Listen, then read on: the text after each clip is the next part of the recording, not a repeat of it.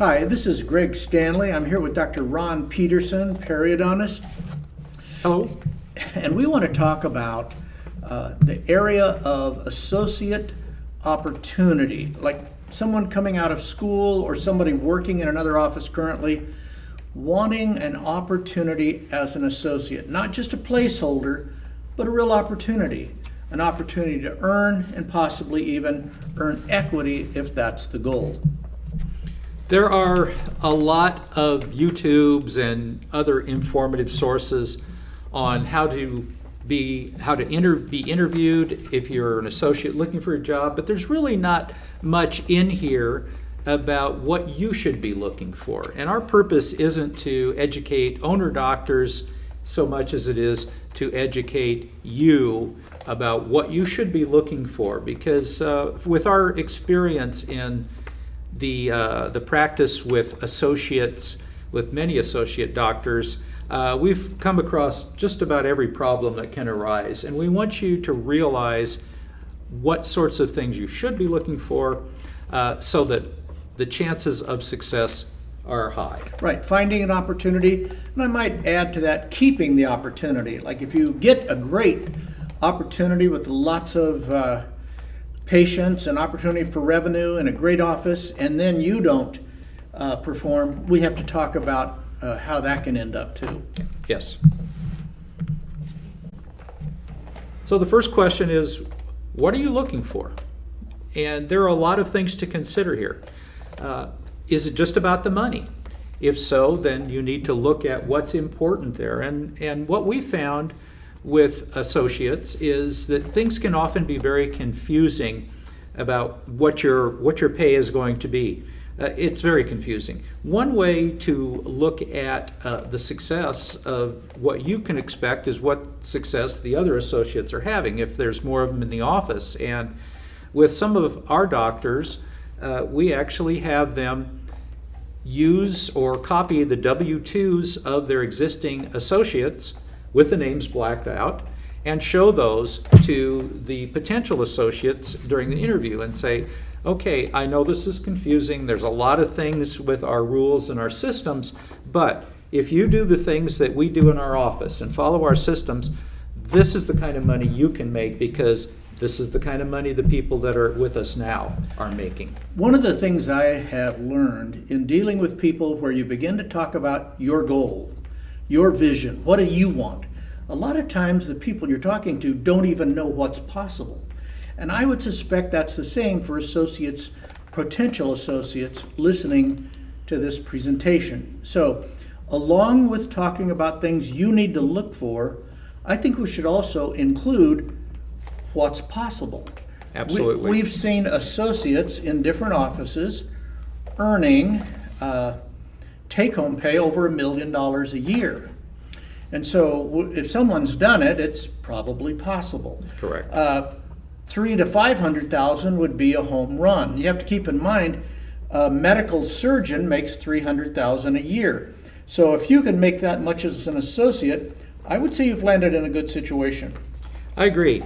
And an actual example recently, an office that I work with that has 3 associate doctors, 2 of them only 2 years out of school, started with the office right out of school, and the third one has about 6 years of experience. Their salaries for last year ranged between $270,000 and $350,000. Right, and if they're living in a great community, you know, a nice city with a lot of the amenities they want, that's about as good as life tends to get. You know? That's a good life, no question. Yeah, and we're going to talk about later the whole idea of going to work for a big DMO and all that implies, because you've heard great things, you've heard bad things.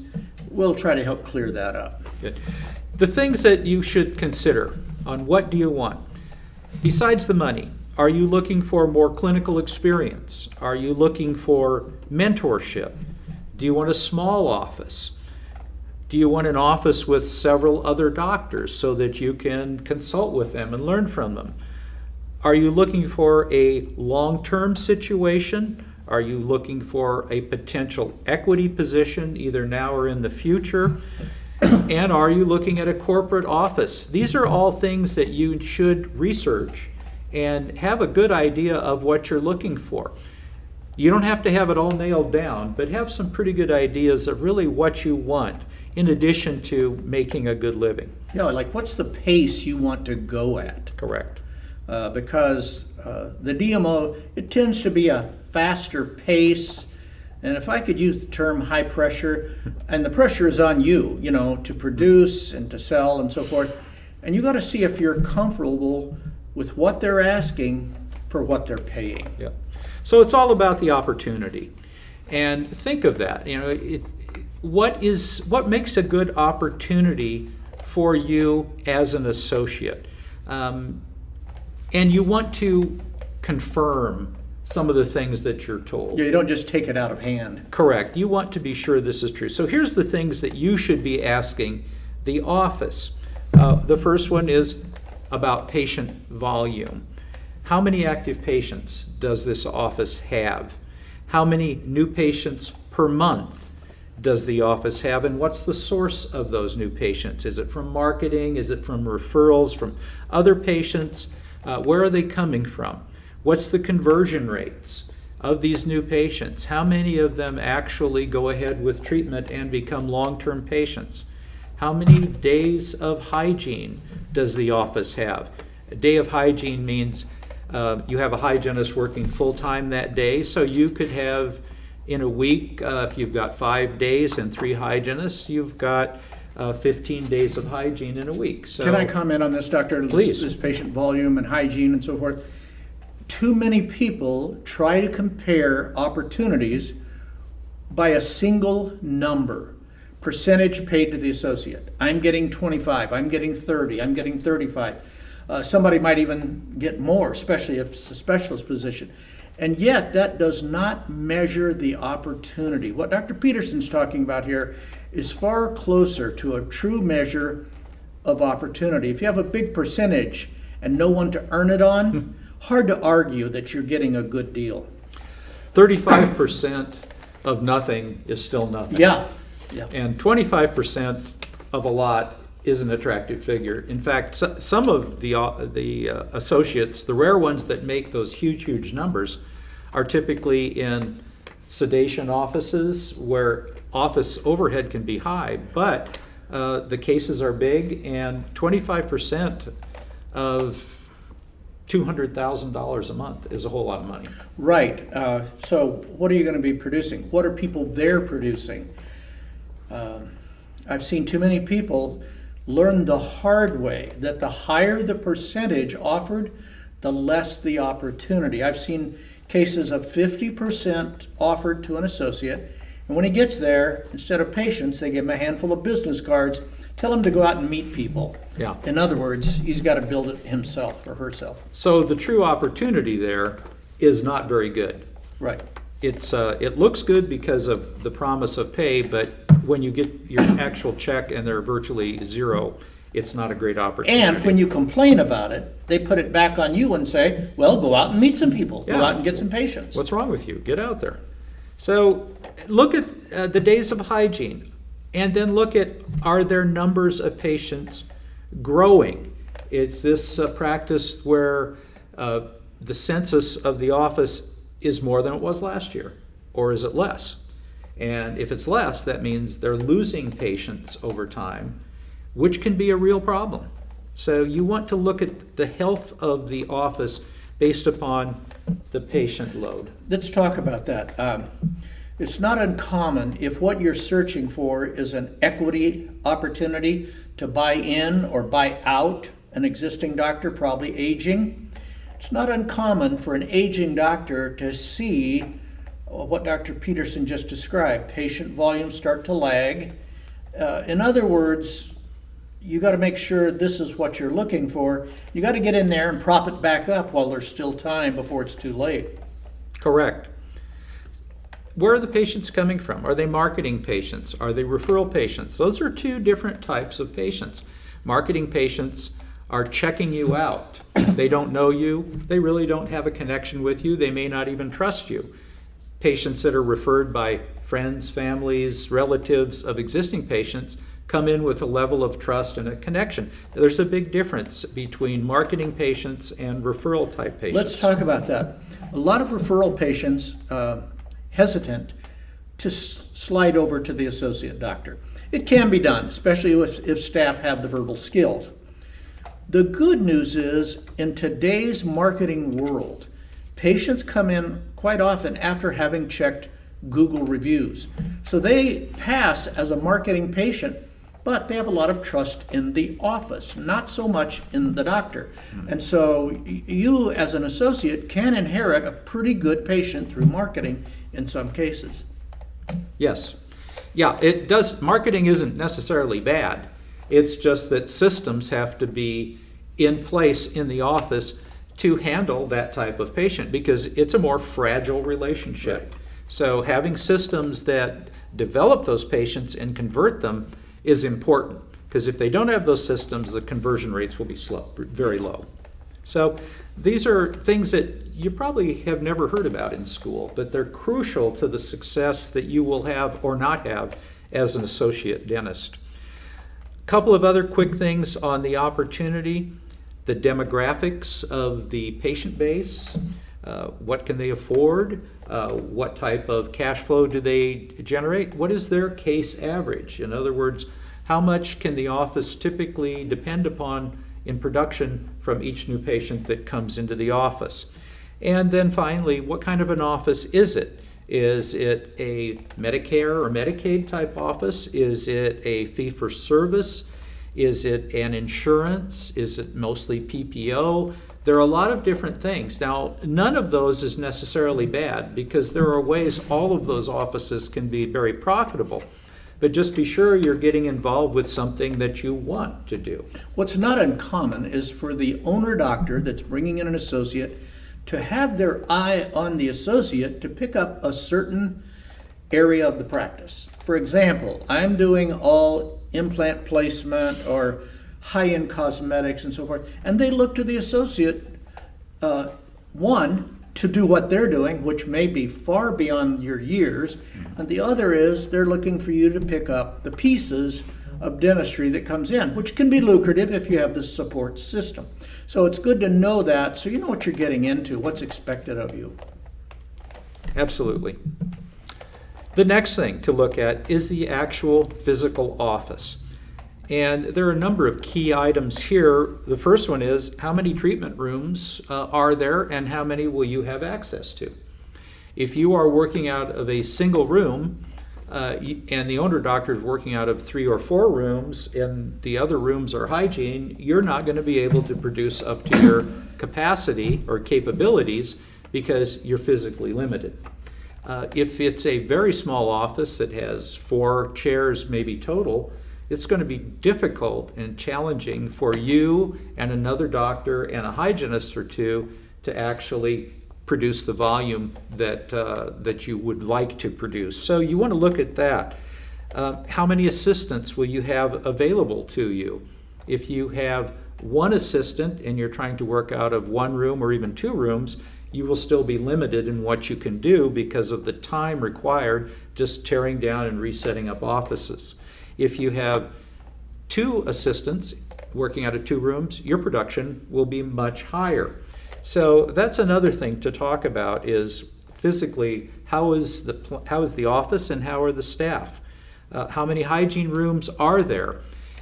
If you are an associate dentist, you would like to see about 20 new patients a month yourself and at least 1 full-time hygienist every day you're in there, because you will be able to pick up a lot of dentistry out of the hygiene department. So those things are important.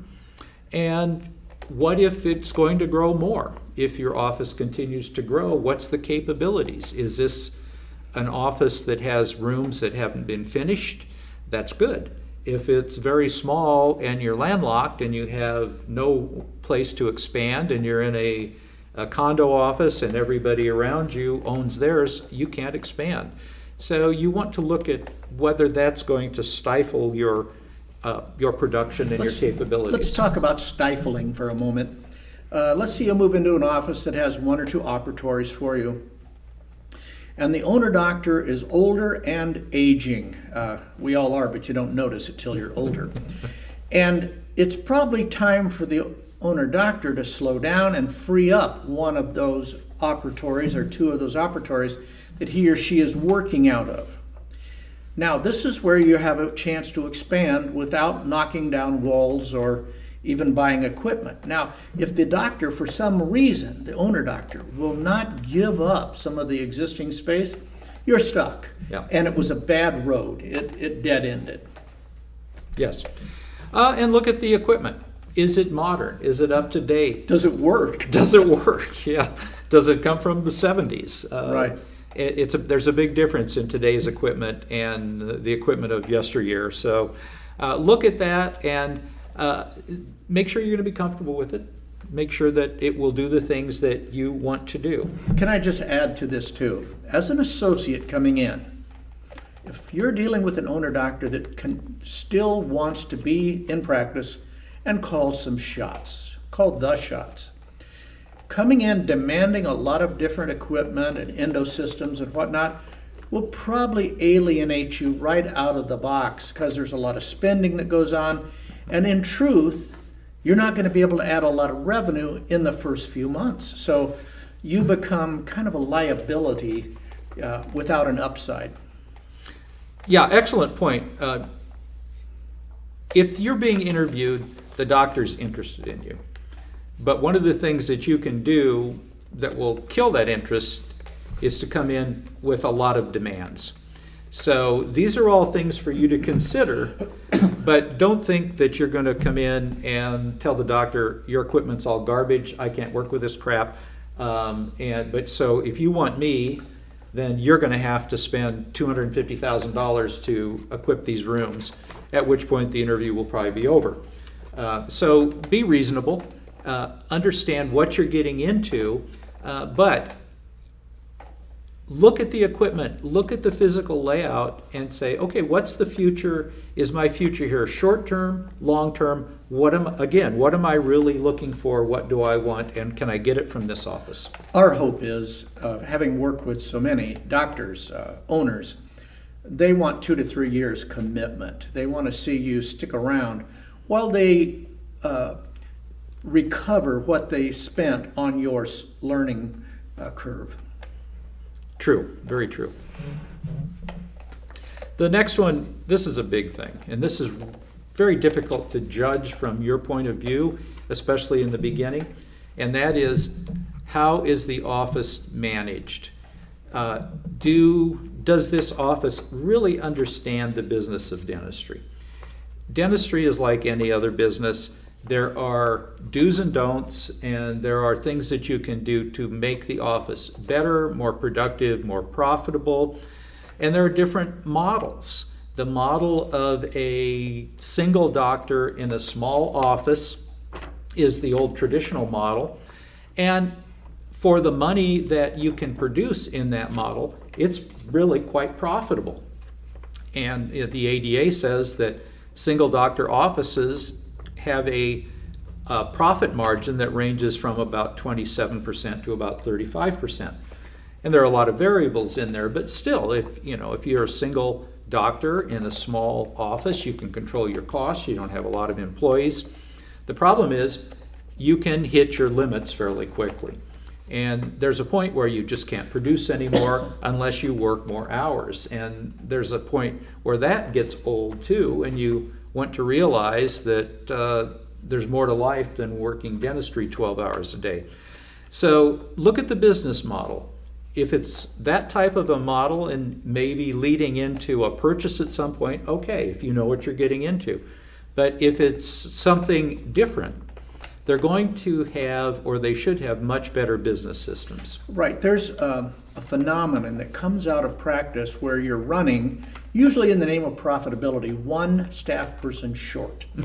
And it will make a list. We've actually made the list before, as many as 64 different things that will not function properly if you're one staff person short. So if you come in and it's like a fire drill, it's chaotic, well, there may not be bad people, there just may not be enough people.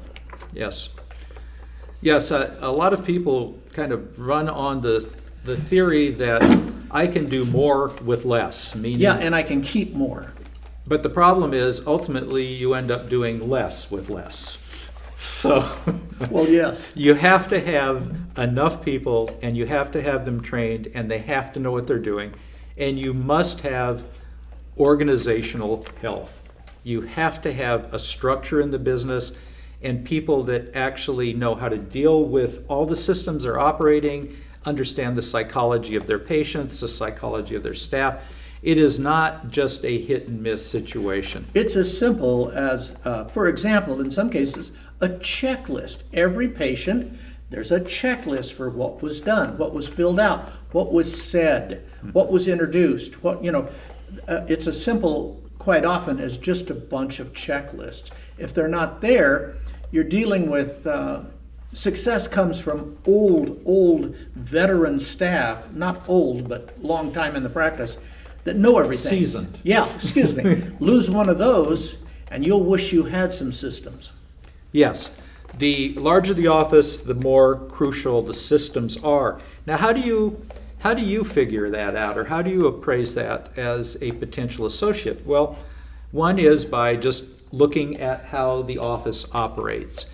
Is it blatant chaos? Is it organized chaos? Or is it something better or much better than that? One way is to find out is to talk to the office manager. If it's the doctor's wife or husband, you're probably wasting your time. But if it is someone who is hired in that position, then that person will probably give you some pretty good ideas. She might say something like, yes, if I could just hire such and such, everything would smooth out. And that might very well be true. And asking a question of that person, of course, this would be when the doctor isn't present, is what would you do to improve the function and operation of this office? That's a great question, and a good manager will have a list. Can I tell you a good answer? A good answer would, well, it was kind of chaotic here, but we hired so-and-so at the front, so-and-so at the back, and now things are running great. That's the answer. That's the practice you want to go to work in. Yes, because if they're not organized, you will just be another level of disruption in the Get ground office. up in the gears, yeah. Yep. So you don't want that. You want an office with management so that you plug right in, and that means you're going to have staff who know how to help you be more productive, how to manage patients. They will know more about managing patients than you will, by far.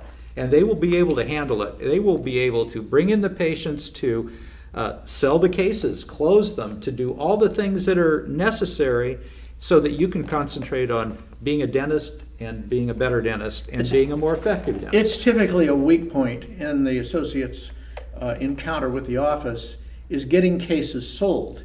And a great staff will help with that process. They don't diagnose, but they help get the patient over the line. Correct. Other things that you can look for, and you might get this from the manager. Does the owner doctor make every single decision about every single issue in the office? Or do the leaders handle problems or difficulties as they arise? If the doctor makes every single decision, there's not a good system set up. Does the office conduct regular meetings and trainings? And do they have morning huddles? These are all signs of well-organized offices and people who are well-trained. Is there an endless stream of turnover? In a staff with 21 people, are 19 of them been there 3 months? That's a bad sign. That's a very bad sign. And if there's a lot of turnover, that's what it typically means. You can ask if they are tracking key performance indicators, and if the staff, at least the leadership, know them, understand them, and the doctors understand them as needed and as appropriate. So that doesn't mean everybody knows what you're making, but it should be common knowledge among the leaders what your production is, how much you produce out of each chair, how much you produce per hour.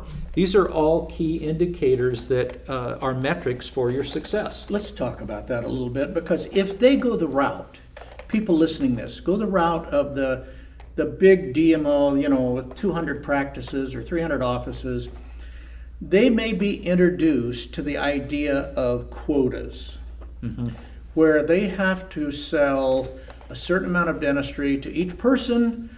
They have to sell something in hygiene, they have to sell products, and it's best to know that going in, because you might not be comfortable with that. Well, let me explain though. With a regular office, not one of these megaplexes, you would be expected to see and show what the owner sees and shows.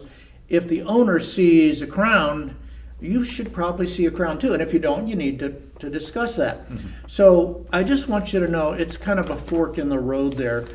It verges on timeshare selling, versus something else. Yeah, a couple of thoughts just off what you said, Greg. I did work with an office in California, and the person operating as a clinical administrator had previously been a regional manager for one of the large groups in that region. And she told me one of the reasons she left was about the ethics and the business practices. Right. The example she gave me is every dentist that worked in that office required to find at least one thing for him or herself to do, one thing for the hygienist to do, and one thing for one of their specialists to do. That was required. And of course, that's a decision made by accountants, not by doctors. Right, and there are great DMOs. I'm not saying there aren't. And I tell you, we really like working with associates that have been with them, because they have really got the work ethic down. Man, they have to work. So that's great. But like you said, we want to be able to make it an easy, clear path through the ethical minefield, so you don't have to worry about that. You should never have a bad feeling about what you're doing. Yeah, like, why am I saying this? I don't believe this. Correct. And if you're not comfortable with it, that's a bad sign. Yeah. So you may want to ask about, are there quotas? Yeah, what's going to be expected of me? Yeah. And are those expectations within the realms of legal and ethical boundaries or not? You were on the board here. Tell me about your background. 8 years on the Board of Dental Examiners in the state of Arizona, 2 years as president. Also president of the Western Regional Examining Board, and served as an examiner for over 12 years, which brings us to the other thing you mentioned, and that is calibration. Okay. The doctors, the hygienists, should be seeing the same thing when they look at a patient. Now, they're not going to be 100% in agreement, but you shouldn't have one doctor looking at a tooth and saying, this is bombed out, it may need a root canal, it needs a crown, we're going to have to do a buildup. And another one saying, I think I can do this with a tooth surface restoration. There's just too big of a gap in between. So when you are calibrating, it's good to have exercises where all of the staff, particularly all the hygienists, all the dentists, are looking at cases, either live cases or slides, images, photographs, models, and there should be a high level of agreement. So if you're using a 5-division grading scale, 1 through 5, and you have your criteria set up for what is a 1, what is a 2, what is a 3, what is a 4, what is a 5, for decay, for everything else that you're evaluating, people may not be identical, but they should always be within one sternine of each other. It's so important, too, that you as the associate or prospective associate really have a willingness to get in sync with the calibration, as opposed to fighting it and so forth. Best to know that going in. The owner doctor, his or her dentistry, ultimately is probably the dentistry you're going to be doing, as opposed to going your own way. It hasn't worked out very well. No, just a comment there. If an office has 3 dentists in it and they're all doing their own thing, you really don't have a group practice. You have 3 practices under the same roof. Right, that don't have anything in common. Yeah, and that is not a formula for success. Yeah, when they start washing back and forth from one doctor to the other, getting a different story, it's pretty painful. It's pretty distressing. It doesn't work. So those are those are more nuanced things, but they're important. Can you get to the bottom of all of them? Probably not. But you should be able to get a bit of the picture, because that's something that could cause you to not be happy or successful in an office. And this is what you want to get out of this, is what you said you wanted in the beginning. Yeah, be clear about what you're able to do. We just had a doctor who said he could do molar endo, and the truth was he had done one. Yeah. And he got shoved into a operatory day one, and he perfed a tooth, and it didn't end well.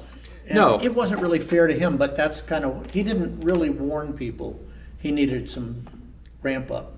Yeah, be honest when you're asked about your skills. Right. Everybody's going to ask you about your skills, what you're good at, what are your challenges, whether you're fresh out of school or whether you've got 10 years of experience. You're still going to be asked those questions. Be honest. If you've got areas that you're good at, say so. The areas that are a challenge, don't try to hide them. So, okay. One other thing that's kind of an indicator of a well-run office is when there's a bonus system set up for staff. Bonuses, particularly individualized incremental bonuses, which reward people individually for the things that they do, are very motivating for staff, as opposed to a generalized shared bonus. Well, if we produce and collect more than X number of dollars this year, you all get so much money, and it's divided up amongst you equally. That's well known as socialism, maybe even communism. It kills individual incentives, and bonuses that are designed to reward people for individual activities are much more successful. You might want to take a close look at your part of that. You're seen by staff to a degree as a tool of delivering a great service. They can talk a patient into staying on something that's been diagnosed. They get the patient to stay. Maybe you're a little bit tired. Be best to turn out for them and get the work done for them. Show them that you're helping with the bonus, and you will win their undying admiration. Absolutely. Better to try to learn these things before you commit than after. So getting any of this information you can should assist you in making your decision. Here's an example of where you could end up getting called out. There's a patient who needs something. It's very obvious, a broken down tooth. They need a crown badly and a build-up. And they have the time. They're kind of looking at you with the puppy dog eyes like, hey, can I get this done? You don't have anything after this. And you go ahead and say, okay, we'll get you scheduled next week or in 2 weeks. I have to tell you, typically office managers and staff on bonus will be wondering, why didn't we just jump in and do that? Correct. Do it today. If you're good with it.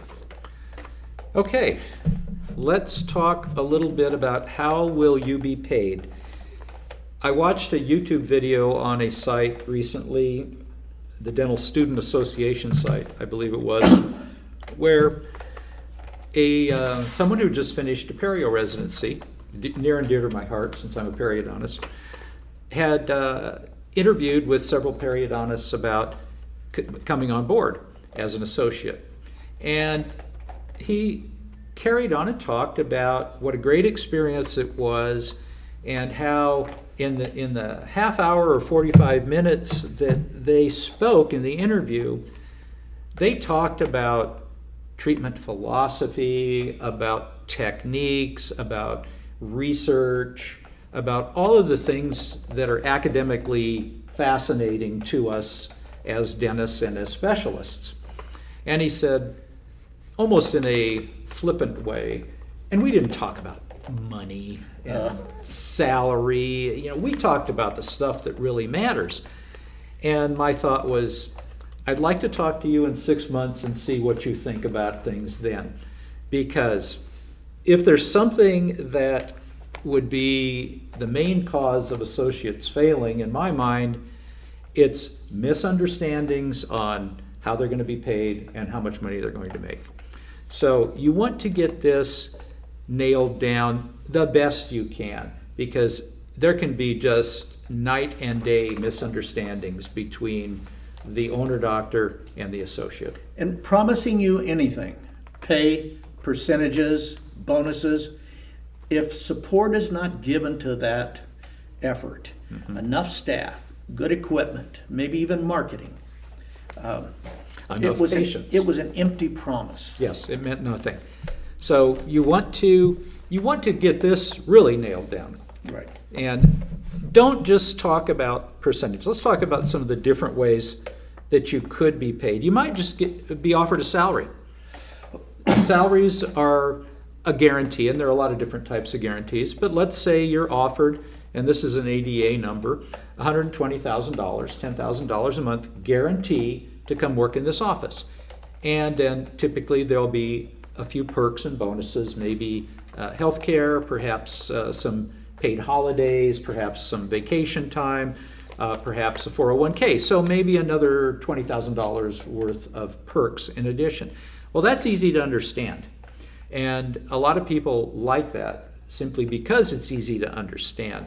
But where's your incentive there to grow and to be more productive? So this is okay in the beginning, but it's probably not what you would want long term. So you want to look at something that is going to pay you as a percentage of your production or collections. You have to acknowledge that having a percentage ultimately brings out the best in you. You have to move a little faster. You have do. to think a little bit ahead. Yes, if you're only receiving a flat salary and there's no incentive for you to produce more, why do you want to produce more? If you're getting a percentage though of it, let's say you've got a guarantee and you get the guarantee or a percentage of what you produce, whichever is higher, which one are you going to work for? And you have to figure out if the percentage and the production that makes you happy, is your owner doctor happy with that? Yes. Hopefully we have a match. And you can be way out of bounds. If you come in and say, I want 50%, the only person that's going to give that to you is someone who has no patience. Right. Which means you won't make any money. You can expect somewhere between 25 and 30%. Beyond that, it becomes difficult for the office to actually have any profit off of what you produce, and that's important. We start to end up with trade-offs. Like, Yes. as you push for 28 over 25, the person might say, well, okay, you pay half your labs, you pay all your labs. And as you push past 30, well, you pay for your own CE, and you pay for different Yes. things, your equipment, and yeah, you just trade dollars. That's what it gets down to, because if a doctor in an office are going to lose money because you're in the office, there's no reason to have you in the No office. future. So the office needs to make a profit, and they don't make a huge profit, but they need to make something. And if they don't have good systems, their profits will be virtually non-existent. So this becomes a much more sophisticated business model, and the numbers that you're offered are frankly well tested. Let's talk about it a little bit, because an associate's got to be wondering, ultimately, how much is this person making off me? How much more could I be making if I wasn't giving up some money to them? Sure. Of course, the overhead is the big factor. If you have less overhead, there's more profit. But in a larger office, multiple doctor associates, if you are paid hardly anything over 30%, the chances of the office having any profit enough to make it worth their while to cover all the extra costs and so forth are extremely low. So we look at offices, a general office, after all expenses, making 10%, 12%, sometimes 15%. That's it. So that's a small margin. Compared to a grocery store, it's great. They make around 2%. Right. But they're dealing with millions and millions of dollars. So if you go out and borrow $500,000 to $1 million to open an office, hire a bunch of staff, get them trained, and they're not cheap because they kind of know what they're doing, it becomes a real challenge to match what you can make with a good associate opportunity. It can be done. It takes time and a lot of investment, but there are definitely some pretty good arguments to enjoy this posture for some time. Yes. You can make really good money. As I mentioned about using a W-2 form to show you what you can make, if you can make $250,000 to $350,000 a year as an associate with zero money invested, that means you don't have a loan of, well, let's say you've got a student loan of $300,000 to $400,000, and you just bought a house, and now you've got another $300,000 or $400,000 and a couple of cars because you and your wife both have to have good transportation, and now you're going to go borrow $800,000 to $1 million to set up a small office. You've got a lot of commitments. It's a debt festival. Well, it's a debt economy is Right. what it is, and it's a challenge. On the other hand, if you can make $250,000 plus, that's a very attractive number. And some of you really value your time off and your hobbies. Yes. Fishing, hunting, traveling, and the associate relationship is really hard to beat for some people. Yeah, it is. We have offices that have had associates that work in the office, make a great living, and they're very happy because they don't want to be bothered with all of the intricacies of the business and practice management that have been associates for 20 and 30 years. Yeah, I don't want to sound like an associate advocate, like, hey, you should just be an associate. It depends on who you're Yes. talking to. Sometimes you should run, sometimes you should sign up for life, Yes, that's true. It's, again, what do you want? What are your long-term goals? But can you get the things that you want out of this associateship? Exactly. And can you get what you want and still have the owner doctor say, yes, that's all agreeable to me, we'll both come out fine on that? Because all those things and all those expenses we just talked about, the owner doctor's already gone through all that. This is his 401k. This is his retirement fund. He owns his practice. He owns the building. He owns the practice. He owns the blue sky. He owns all of that. And buying that ain't cheap. Right. It's a big investment. And loans to buy a practice are still 6-7%, even though mortgage rates are 2.5 to 3. Business loans are 6-7%, in some cases even higher. If you need hard money, it's 10 to 15%. Right. So there's a lot of things to consider here, but think about cash flow. It's not just about being the owner, it's about how do I pay for all this stuff. So look at percentages. Now, production or collection. There can be, I think we need to talk about that a Sure. little bit, because there are several different types of production. There's gross production, which is frankly a fantasy number in most practices. It's kind of like medicine. More so every year. Yeah, and it's meaning that if your UCR, usual customary reasonable fee for a crown, is $1,200, but you belong to a number of PPOs, and they will reimburse you a total between what they give you and what the patient pays you, $800, your net production isn't $1,200, it's $800. Net production is your gross production minus all of the write-offs, all of the discounts, down to the point where this is the real amount of money that I expect to collect. So at the end of the year, in a really well-run office, the net production for the year and the collections for the year should be within 1 or 2% of each other. That means everything is working the way it should. And we tend to pay a percentage to our associate doctors off of the net production. Yes.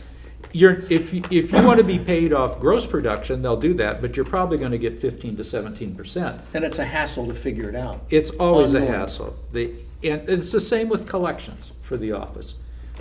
If your net production and your collections are almost the same, they happen at different times.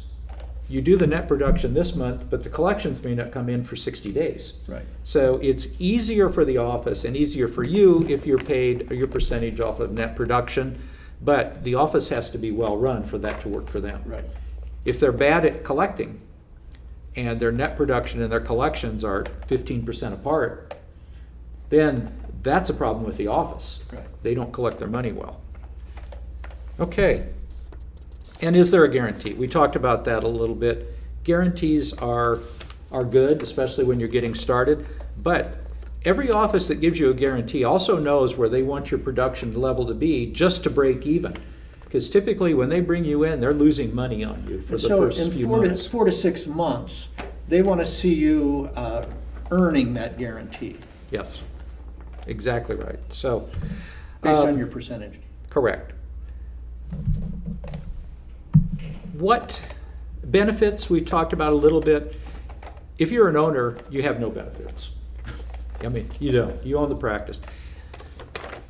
As an associate, what can you expect? This is all negotiable. It depends upon how much you're being paid.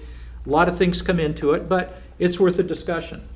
And some of the common things are a certain amount for CE per year, a certain number of perhaps of vacation days, and maybe with some expenses, maybe not. Insurance. Right, let's talk about that. Major corporations now are offloading benefits every day by the thousands. These Yes. companies are getting rid of these things because they prove to be unaffordable in all economies going forward. In other words, at the time it got popular, it was sustainable. It proved to be unsustainable in time.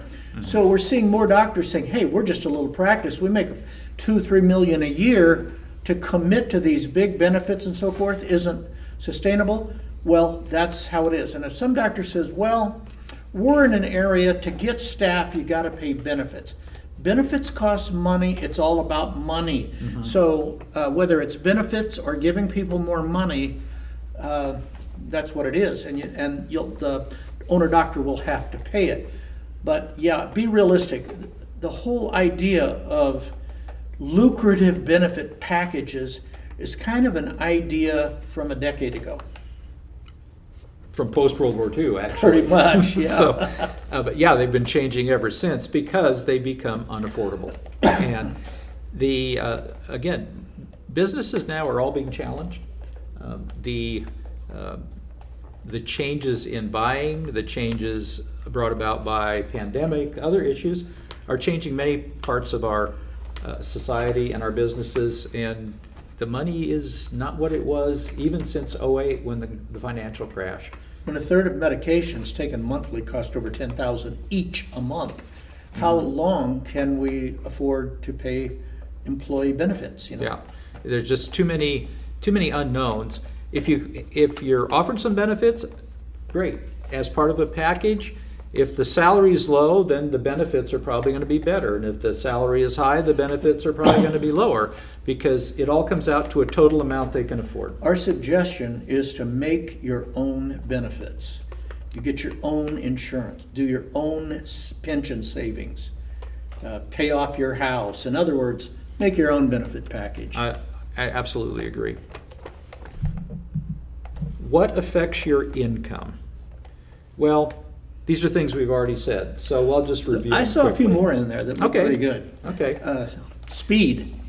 Yes. Let's talk about that. Okay.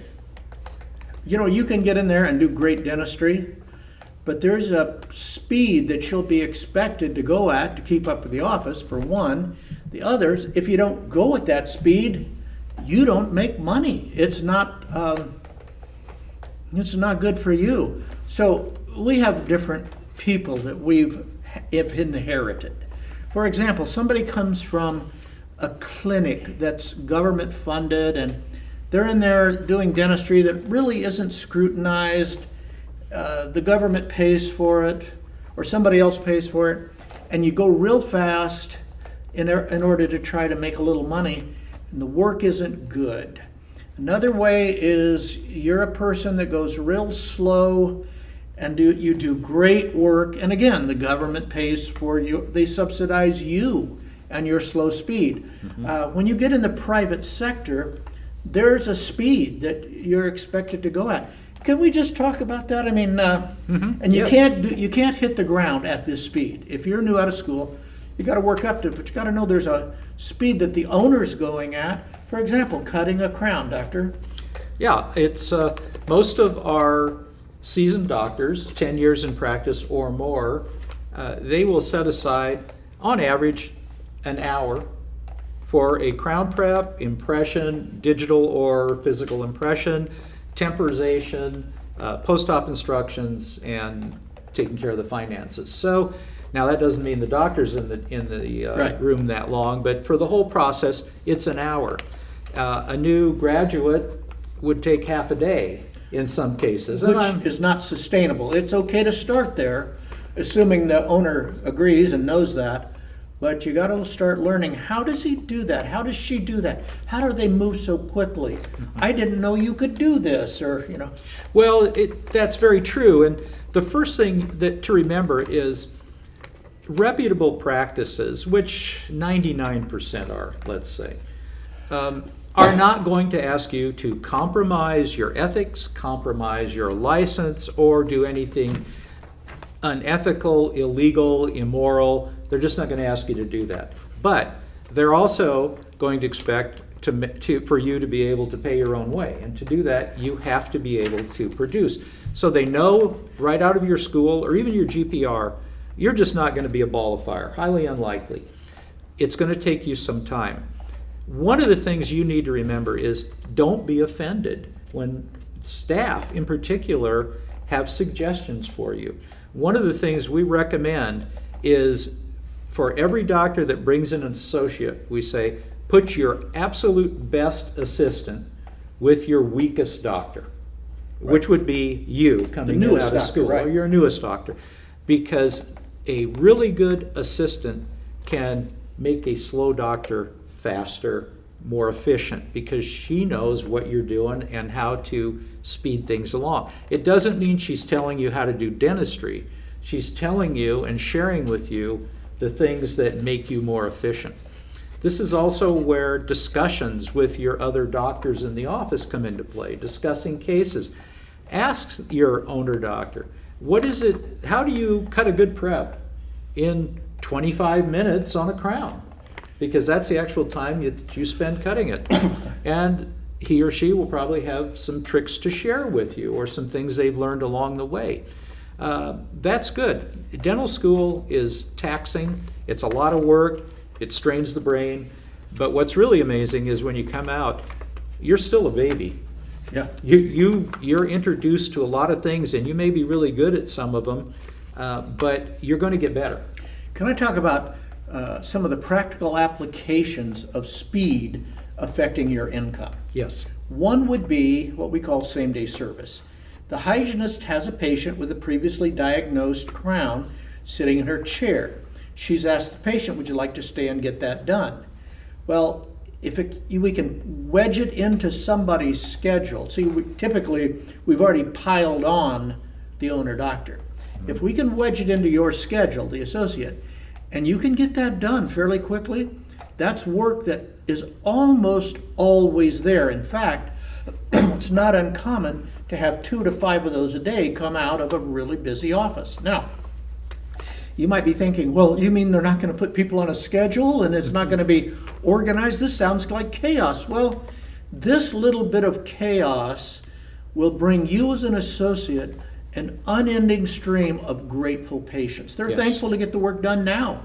And so if you can get it done fast and right, so that it doesn't have to be redone, you hit the ground successful. You're going to be, right off the bat, you're going to be busy. No question. Patients love same-day service. And again, this is where evaluating the physical plant, the employees, is it going to be possible? To do it, you have to have a room to do it in. So, or time on your schedule. Those are the kind of things that will become important as you move forward. Staff have to know that they can count on you to throw a wrench in the gears and it won't stop you. Yes. And just a side note, because I don't know how this will come up, but staff need to testify to patients that you are gentle. Injection, treatment, They need to say this. You can count, oh, he's so gentle, because everybody's got a little bit of dental phobia. So keep that in mind as you make your preparations. Patients judge you by just a couple of things. Were you nice and did you hurt them? Yeah. They can't evaluate the margins on a 3-surface restoration on a first molar. They can't. They just know if it hurts and they know if you were nice. So remember that. You may be the best dentist in the world, but if you don't have a good patient interaction or you're just not a friendly person to work with, it's going to hurt you. Yeah. It's going to hurt you. So, and this leads us to another thing, and that is case acceptance. You need to know, again, your diagnostic skills and evaluations are coordinated and calibrated with those of the other doctors, the hygienist's understanding, and so forth. That's great, but the next step and the crucial step is for the patient to accept it. Right, and you need to understand that dentistry is spring-loaded for people to not want to get dentistry. They don't want to pay for it. They don't want to experience it. And so you must be a beacon of clarity for them, so they know you believe this is essential. They get this done. If you come across, well, you might want to think about eventually at some point getting, around to this, they'll do just that. Yes, if you back over treatment. Yeah, if the hygienist sells it and you come in and say, let's watch that tooth, you better have a good explanation. Yep. So again, getting case acceptance. And some people are good at this and some people are not good at it. But I'll tell you who's good at it, and that's some of the staff in the office. And they will help you. I've seen this time and time again where new doctors come in and they really can't close a case, but with the assistance of certain staff people who are highly efficient at this, they get much better quickly. Statistically, our surveys have shown 80% of our offices, the cases are closed by the staff. Now, the assistants or the hygienists, that doesn't mean they diagnosed anything. But when it came time to saying, let's get this done, or asking for the money, it was already diagnosed. It's a crown, need to get it done right away. The staff take it from there. So give them something to work with, doctor. Yes, and being wishy-washy, or what we often see with younger dentists or newer dentists is they over-explain things. Right. The patient isn't there to learn the angulation of the preparation, to be sure that it draws. They don't care about that.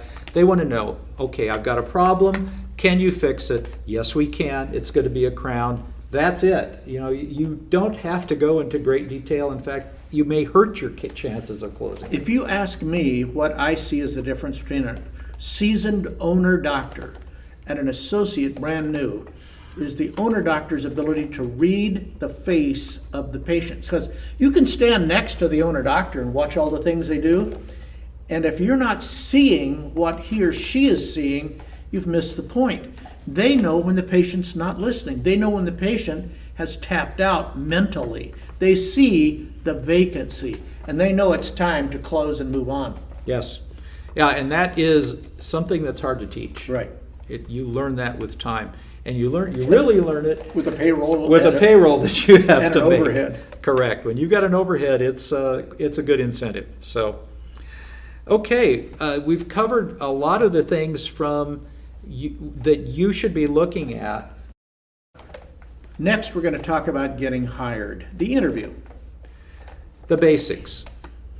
Dress nicely. Be respectful. Be kind to staff. Ask the right questions. Don't try to dominate. Don't try to dominate. Don't try to be exclusive with the owner doctor, meaning treat the staff like they might know something. We've had doctors, associates come in, they won't even talk to the manager of the office. They just want to talk to the owner doctor who doesn't even run the place. Correct. And it gets a real bad taste in the mouth of the manager. We advise our clients, doctors, to let the clinical administrator or the office manager actually do the interviews with every new associate that they're considering. And we do that for a couple of reasons. One is that's the person who really knows what's going on in the office. Number two is to see how you react as a potential member of this team. Are you going to fit in or not? If the attitude of the potential associate is, why am I talking to you? I just want to talk to the doctor. Or condescension of any type of supercilious activity, you're out. That's it, because that is the type of person that doesn't fit into the office. So be nice, be kind, treat people with respect. They know a lot more about the way the practice runs than you do. They're going to want to know you're going to be there 2 to 3 years, preferably 3 years or more. So if that's in your repertoire, if that's what you really believe, that's going to help you be accepted in the interview. Yes. If you're sitting there tapping your foot and they say, are you looking to get your own practice or do you want a place to work? And you go, well, I want to get my own practice real soon. You've just shot yourself in the foot. Yes, absolutely. So if that's your goal, then maybe you shouldn't be an associate. Yeah, you should be honest and open. Yes. Be willing to follow office protocols and procedures. You can ask about them. How do you handle new patients? What is your protocol for new patients? You'll learn a lot about that. You need to, as we said before, as an associate, fit into an existing machine, not come in and mess it up. You have to be willing to use existing methods, existing materials. Offices have systems set up for different procedures, so forth. You have to be willing to adapt to those. An office can't have 2 or 3 different sets of materials or different tray setups for every procedure.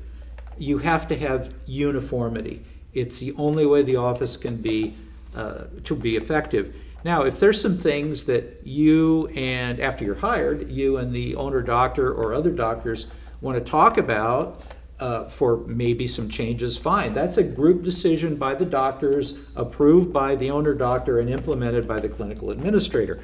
But don't come in and demand a whole different endo system, because the owner doctor is not going to want to spend $3,000 or $4,000 or $5,000 to buy you a whole new endo system, with the thought that you may say, I don't think this is a good fit for me after 6 weeks, and you're gone, and then he's got $5,000 worth of stuff sitting on the shelf.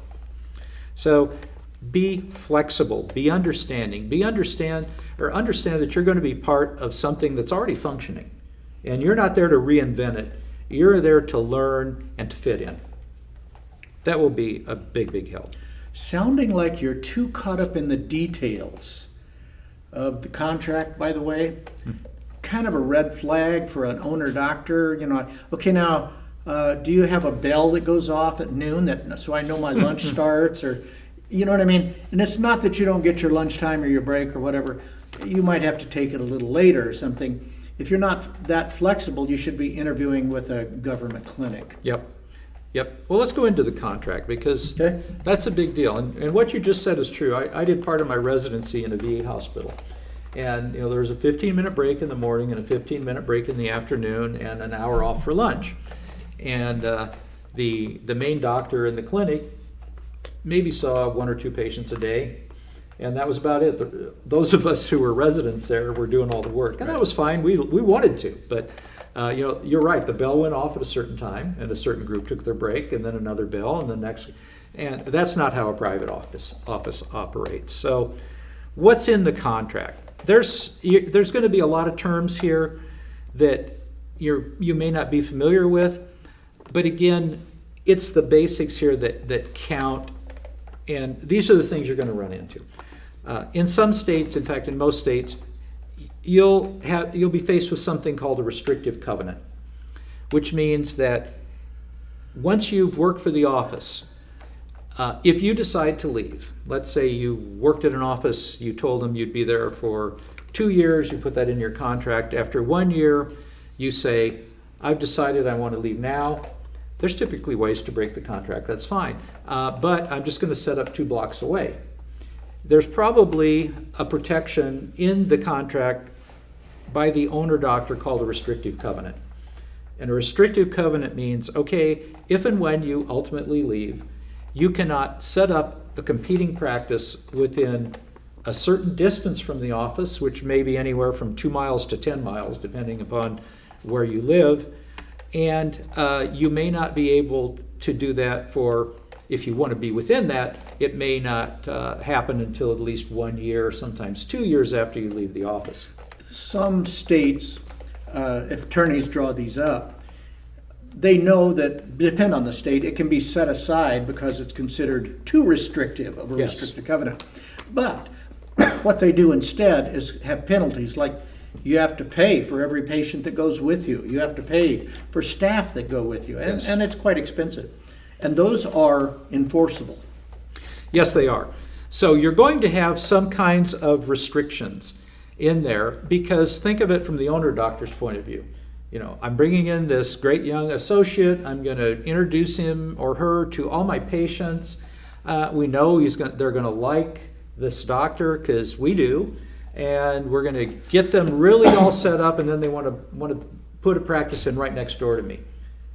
From the owner doctor's point of view, that's a really bad decision.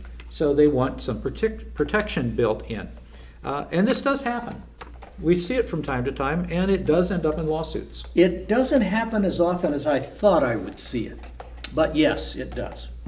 So you're going to have that to contend with, and you will probably need some guidance from an attorney if you look at it to be sure this is something that's enforceable in your state. When we're drawing something like this up, especially if there's buyout options and so forth, we have an attorney draw them up for our owner doctor, and we ask you to get your own attorney. Correct. So it's objective. Yes, that is absolutely correct. So, other things, the length of time.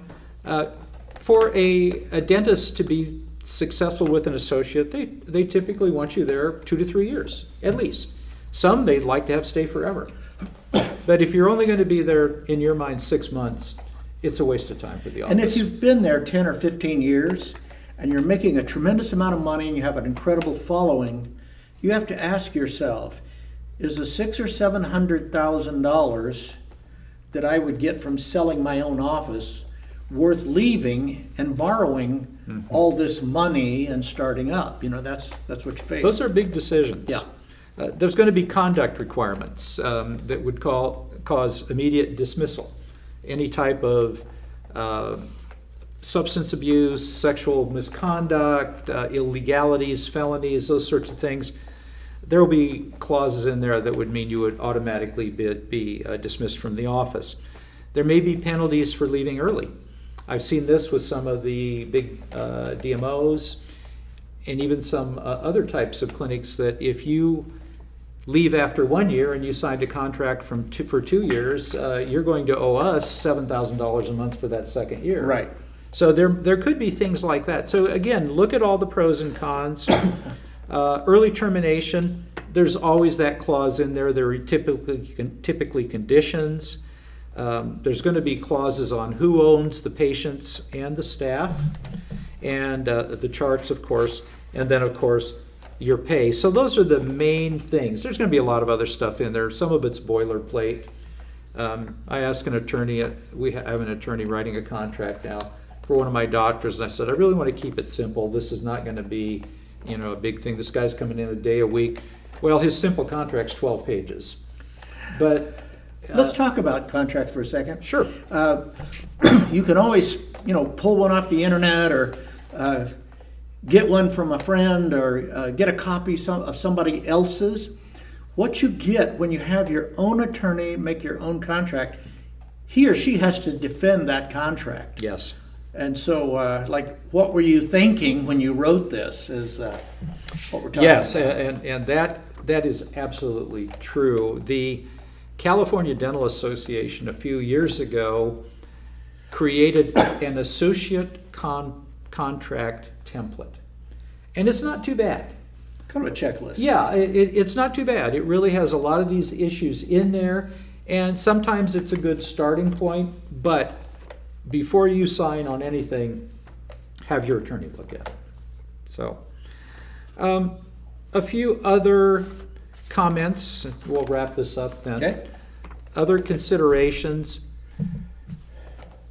be kind, be nice, treat staff with respect, be gentle and kind with patients. You know, they want to know that you care about them, and they judge you on you're nice and whether you hurt them. Can I comment on that? Yeah. I had a doctor thumping staff on the head, like, what are you doing? You know, and thump them real hard. Really, it was kind of a form of abuse. I had a doctor slamming doors that broke out the glass from the door. We've had the people in the international tray toss winning bronze. You know, don't do those things. It's never been appropriate, but today it just begs for retribution. Well said. It does. It really does. So use your head. Yeah, don't do anything you wouldn't want done to you. And, you know, I tell the offices I work with and staff, there needs to be some altruism in everybody in healthcare. And if you don't have that, why are you in healthcare? You know, I've seen doctors who are slow getting up to speed, had a little trouble committing patients to treatment, all of that, but because they were kind and with staff and with patients, they were given an extra 3 or 4 months to achieve that, you know, what they needed to do. And so remember, it buys time. It isn't just good No. practice. And don't ever think that patients aren't aware of what you're doing. Yeah, some of us think that we can have this negative encounter with staff behind patients' back. They smell that a mile away. They do. And we've had instances where patients would leave that operatory and go to the front and say, please schedule me with somebody else. Or even write on the Google review what Yes. they encountered. And those they usually are not saying kind words No. if they put a negative Google review out there. So learn how to close cases. That is huge. You've got to learn how to do that if you're going to be successful at any phase of your dental career. Think about what valuable skill you have that the office would benefit from. If there's 5 doctors and they're all weak in endo and you're pretty good at it, develop that skill more. Be that extra thing that the office likes. Let me just say that's all of them. Yeah. Endo is such a rare commodity now for new doctors. Mm-hmm. If you can pick that up and bring it to the office and ultimately molar endo, you become so valuable. You're very valuable. And one other thing, you'll be, as a new associate, seeing hygiene exams. Don't think this is punishment, this is opportunity.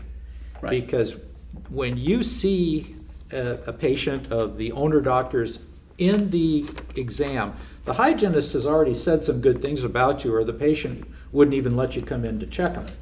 And she's probably said, oh, yeah, she's awesome. She's really good. She did some work for me. I really like her. Quality is good. She's just sweet.